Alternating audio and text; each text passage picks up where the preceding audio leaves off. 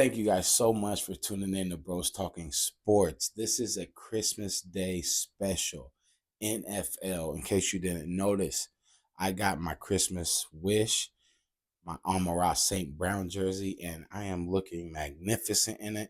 If you don't believe me, check out my other video right here where I took out the whole Christmas tree. But let's get into it, you guys, all right?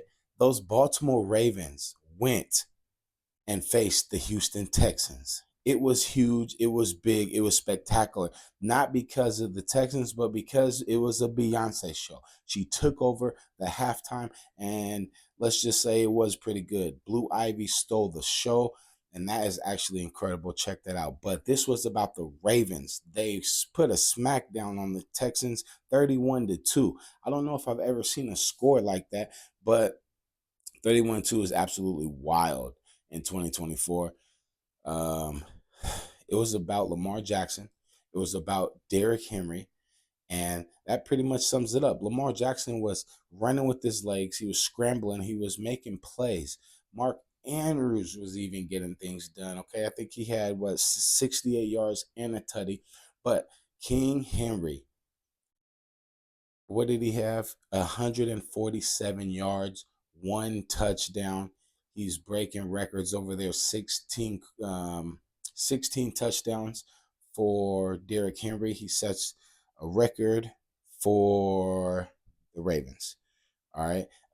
Who else is setting records over there? Lamar Jackson just broke some records today.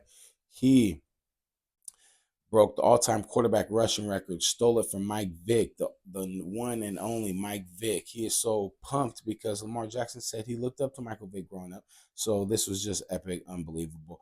Lamar Jackson, man, he is in the quarterback or the MVP race. We will talk about that in a minute. But as of right now, today, he had 168 yards, 2 touchdowns, 87 yards on the ground, and another touchdown. So 3 total touchdowns. He did his thing. Man, John Harbaugh, he kept Lamar Jackson in the locker room during halftime because he did say he was going to go out and watch Beyonce, but that ain't happened. But the Texans, they had a tough road on them because C.J. Stroud only had 185 yards, no touchdowns, and he was sacked 5 times with the interception. Joe Mixon had one of his worst games of his career, if you ask me, only 26 yards. They were in the playoffs last year. They made some waves. This year they expected to do some things, and then it's just been an up and down year. But the Texans, I mean, when you're going up against those juggernauts of the Ravens, of course it was going to be tough, especially on Christmas. But the Texans lose the second straight. Nico Collins only had 59 yards, and they just could not get it done. For a second there, after they got the safety, I thought they were going to go and get a touchdown and tie it up, but then it just never happened. And the rest is history. Lamar Jackson, he passed Michael Vick for 6,110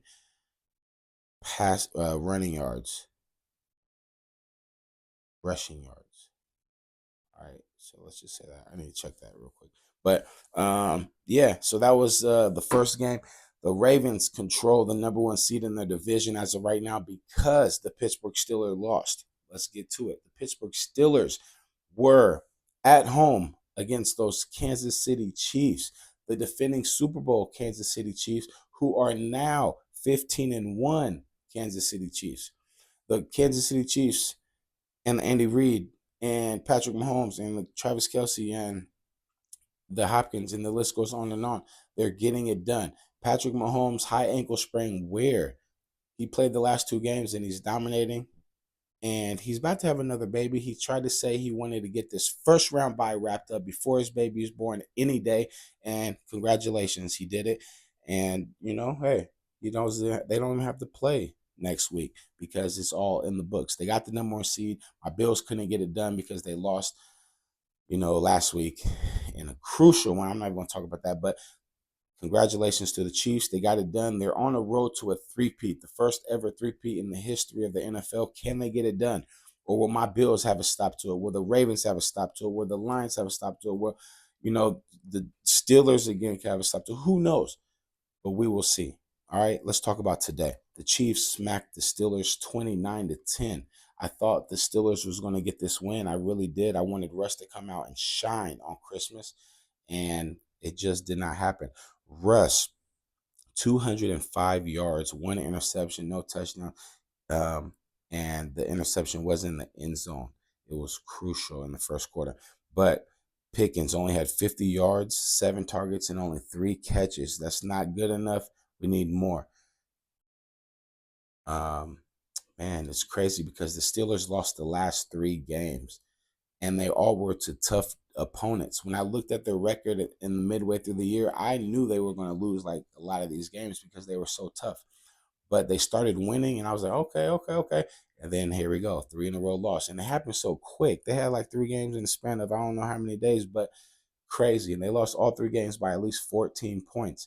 Something needs to get something needs to happen in the Steelers organization to flip that switch and get it going, because it's playoff time, baby. All right. Now you were just in control of your own destiny 2 weeks ago. You guys had a 2-game lead in your division. Now it's gone. Whew, just gone. So you might be on the road for the wild card, and that's all right. Steelers on the road, to me, I feel like they're the underdogs, and it's honestly might be better for them to be on the road playing, trying to, get where they need to get. So I'm not too mad at that, but and they still have a chance the last game next week to see who gets first place in the division. So, man, it's tough. Their division is tough.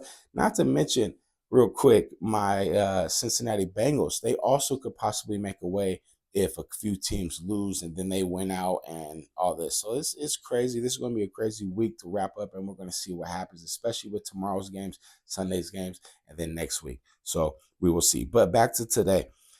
Kansas City Chiefs, they came, they saw, they conquered. Patrick Mahomes had 320 yards, 3 total touchdowns. He was spreading the ball all around. He was running. As I said, it didn't look like he had a high angle spring at all. They went up 13-0, and it was wild, okay? Patrick Mahomes now is 4-0 versus the Steelers. Worthy and Watson had a touchdown, but it wasn't no bigger one than the 12-yard touchdown to Travis Kelce, who set the record for tight ends, 77 career touchdowns, and he becomes a part of the 1,000-yard catch club, or the 1,000-catch club, with Tony Gonzalez and Jason Witten. Let's get it. Congratulations, Travis Kelce. Who else balled out, you guys? The Chiefs defense, they didn't look bad at all, okay? Yes, they were out. They was without Chris Jones, star veteran, and with a calf injury, but they showed up, and they got it done. Only allowing 10 points from the Steelers, that's pretty good. I thought this was going to be a bigger game, especially since it was on Netflix and on Christmas Day. But the Chiefs, they're 15-1, and they have not scored 30 points one game this year, which is mind-blowing when you think of the likes of my Bills and my Lions, who scores 40s and sometimes 50 points. How is the Chiefs going to get it done in the Super Bowl if they make it, or in the AFC Championship game? I don't see it happening. I see it looking like back in the day when the Seattle Seahawks faced the Denver Broncos, and it was like a 48-6 smacking in the Super Bowl. That's what I see happening. There is no way the Chiefs can get to the Super Bowl again, and let alone win. Bills need to stop them, and then my Detroit Lions need to stop them as well. All right, it's time to pass the torch to one of these teams that haven't had it in a long time. And yeah, that's my rant on Christmas. Woo! I'm so pumped up. Those 2 games was hyped. Beyonce got it going, and it was pretty good. Real quick, before we get out of here, the MVP race. I just want to talk about it real quick because it really boils down to, I believe, 5 people in this last week, and that is number 1, Lamar Jackson. He is balling out. Yes, they have lost 5 games, but he has 39 touchdowns, 4 interceptions on the year. That's it. Only 4 interceptions. And he also has 3,900 passing yards. Man, says a lot about Lamar Jackson. And he has a teammate, Derrick Henry, over there, who is in contention with 1,783 rushing yards, 16 touchdowns on the year. Who knows? But if it went to one of them, it would probably go to Lamar Jackson for sure, just because he's balling out. And he's already a 2-time league MVP. So, but not if my guy, Josh Allen, has anything to say with it. He has 3,500 passing yards, 26 touchdowns, and only 6 interceptions on the year. They're 12-3, and they possibly have the number 2 seed in the NFL AFC division. So, says a lot there too. But Josh, hold up now, okay? Because there's another guy over there, Jared Goff, who plays for the Detroit Lions, who are 13-2, who are number 1 in the NFC. So he has 4,100 passing yards, 33 touchdowns, and 10 interceptions. If you ask me, Jared Goff is the runaway league MVP this year, but he just had that one game, that one hiccup game a few weeks ago. We couldn't get it done. But anyway, then you got another guy, Patrick Mahomes, this bad man who is a 3-time Super Bowl champ. He's a 2-time league MVP? 3-time. Okay, I gotta look that up. 3,900 passing yards this year, 26 touchdowns and 11 interceptions. They're 15-1 and they're getting it done. You can't really say enough about them. Those 5 guys this year are in the race to be the league MVP. And I just want to know, who do you guys think will get it done? I believe, obviously, it's going to be one of my 2 guys, Jared Goff or Josh Allen. But look out for Lamar Jackson. Look out for Patrick Mahomes. And look out for that bad man, King Henry.